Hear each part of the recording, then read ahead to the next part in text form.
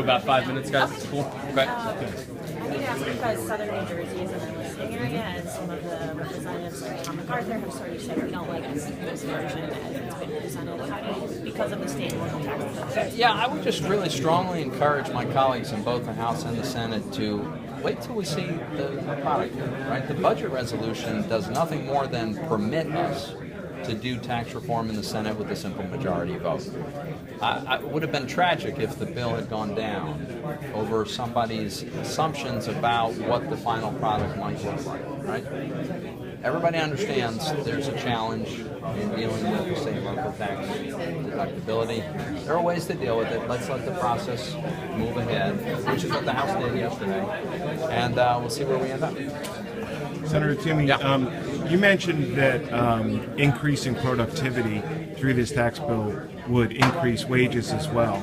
And yet, the American workers' productivity over the last several years has increased significantly, but wages have remained stagnant. What makes this different? Productivity growth has been much lower than it has been historically, and that's why I think wage growth has been lower. Wage growth hasn't been zero, and most recently it's picked up a little bit, but it's been way below where it should be.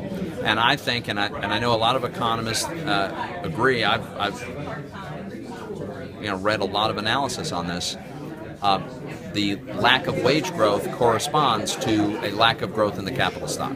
And that's what's happened. Under the Obama administration, there was a tremendous drop-off in the net new investment in capital. And that's what drives productivity gains, and that's what drives wages. So, yes, there's been some growth in productivity, but it's not nearly what it should have been. And I think that's why wages have remained low. Okay. You also mentioned that the average family would be getting a tax increase. How are you defining average? Tax increase? No.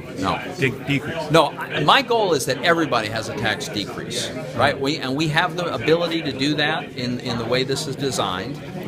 Everyone should have at least a modest decrease, and everybody who's in the working class, middle class, absolutely have to have a net tax reduction.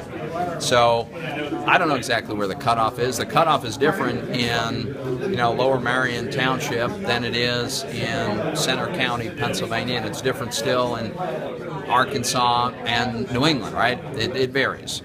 But we've got the ability to reduce the tax burden for everybody, and if we do that, then everybody's ahead of the game. One last question. This system sounds similar to some of the economic changes which were made in Kansas by Governor Brownback. That didn't work out so well for the state of Kansas. What makes this different? So there's so many differences when you're talking about a single state versus the country with the biggest economy in the world. So first of all, a state is able to make really what amount to very modest changes for a given business because take the income tax rate, right? Typically, that's somewhere in the single digits for a state. And you can lower that, and that can be constructive. But at the end of the day, the difference between, say, 7% and 5% is very small difference compared to the difference between a 35% and a 20%. So the sheer magnitude of the change is the single biggest difference, and that'll be reflected in our tax reform. Yeah. Those who oppose this plan say it's a tax cut for the rich, and that's not fair. How do you respond to that? Yeah, well, it's interesting. Our adversaries started saying that before it's been written. So you have to ask yourself, how do you know who benefits from a tax reform that you haven't seen yet? And the answer is you don't. So people are going to be able to see this. They're going to see in black and white because we're going to have a written product. It's going to go through the traditional legislative process. It's going to be open to public scrutiny and review and comment, and people are going to see that we're going to lower the tax burden for working Americans, for middle-income Americans, for upper-middle. The goal is for virtually everybody to have a net tax cut, and that's what I think we'll achieve. But people are going to be able to find out. We're going to see. Is this going to have payroll deductions? Is it still going to work that way? Yes. Okay. So when we do our tax returns, a lot of us end up not paying much at all, or zero. Yeah, what's like the threshold for which people will really actually start paying tax? Well, when you double the standard deduction, a family of four will have $24,000 just from the standard deduction on which they pay no tax at all. So the first $24,000 subject to no income tax at all. And then there will be taxes. There will be some deductions will be permissible, but most of them are going to be done away with. The first tax rate will be 10% on taxable income that starts to become taxable. But as I say, the goal is to make sure that there's no increase and that there's in fact a reduction for working families. Last one, Laura. Are you concerned at all about increasing the deficit?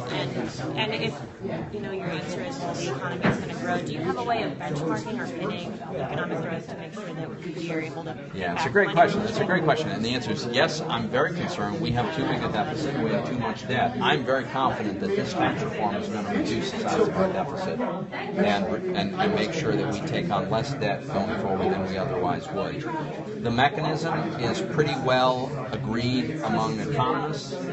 When you lower the cost of capital, you get more capital put to work. When you increase the capital that's put to work, it grows the economy. And then the government, CBO, and the joint tax accountants are very clear. 1 percentage point growth, 1 point of extra economic growth over the 10-year budget window generates $2.7 trillion of additional revenue for the federal government. So it's going to take a fraction of 1% of extra economic growth to more than offset the lost revenue that is contemplated in this tax reform. And I'm very confident we can have that kind of growth. Thanks, guys. All right. Thank you. Thank you.